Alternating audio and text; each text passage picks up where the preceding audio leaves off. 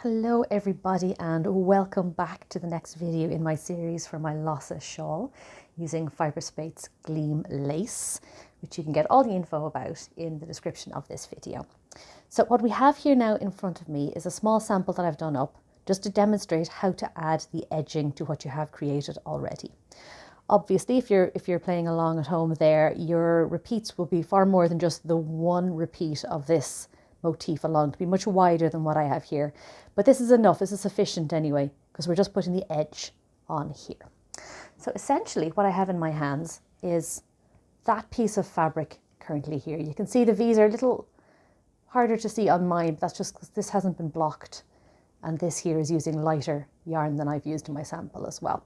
But you can see that that does actually match up there. And what we're going to do is establish along the edge here to add our border, our lace edging. And what we need to do that is essentially some traditional crochet. So if Tunisian is new to you, this will be a nice little holiday for you, back to the realms of traditional crochet. All we're doing here is adding one chain stitch to the edge of your work, turning your work so that you're looking at the V's. You can see those there on my piece, if I can get it to focus. There we go. You can see all the V's there along the edge of my work. That's what would normally be on the top of your crochet, but it is of course on the side, on whichever side you start your row. Wherever your hook begins when you're starting a row of Tunisian, that's where you're going to find your V's here. And all we're doing is doing a row of what I would call double crochets, what Americans might call single crochets, along the way here. One per edge, one per row on this. Skipping the chain, we're going to work into the V like so. And we're going to add our double crochet stitches. For those of you unfamiliar with traditional crochet at all, essentially a double crochet is you push your hook through both sides of the V like so for a nice steady foundation, nice steady base on your stitch. Your first yarn over goes through one thing, your second yarn over goes through two things. So 1, 1, 2, 2 on your yarn overs. Americans, you would call this a single crochet. People elsewhere in the world may call it a double crochet.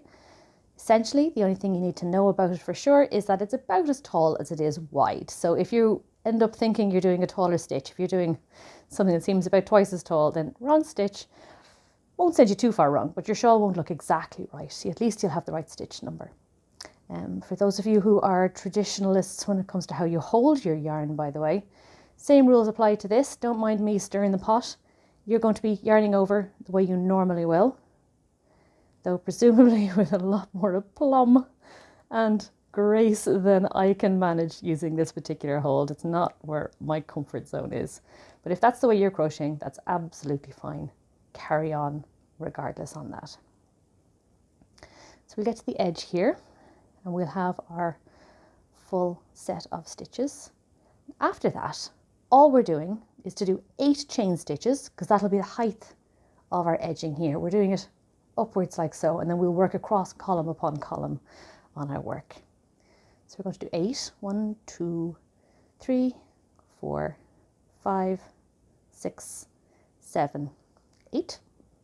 Turn your work so you're looking at the front again. And that is going to give you an idea of the general height of your edge on that there, like so.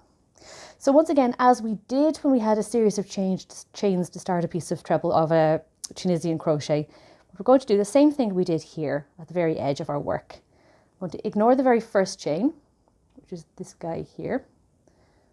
Here we go. And I'm going to look at the second chain instead. And I'm going to pick up a loop in there. I'm going to pick up a loop in the next one down, and the next one down, and the next one down, etc. We had 8 chains, we skipped the first, so we are going to be picking up 7 loops in total.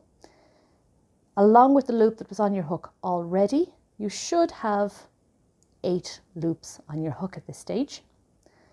Then we're going to look at the row of double crochets that we've just completed, and you can see them there underneath my work. And I'm going to find the very first double along, or the last one I made, or the first one that I encounter.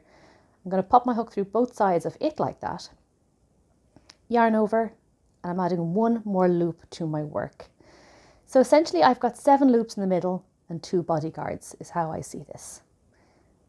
That last loop there attaches the stitch you're making, or the column you're making, it attaches it to the fabric. that you have in your hand already. It's a very common crochet thing, but it may seem a bit alien when you're using it with Tunisian crochet, if all you've done is just worked in wide rows without attaching extra rows to it. So at this point we have our 9 loops. So what we're going to do here is our return pass as normal, yarn over through 2 though the whole way back. We eliminate the yarn over through 1 because it's technically happened with this loop here. So at this point we're going yarn over through 2 the whole way back up, and that'll give us our establishing column for chart B of our Lasa Shawl. There we go. Dead simple, right? So give that a go, and I will see you in the very next video along to show you what to do with this gorgeous looking column. Thanks a million for watching.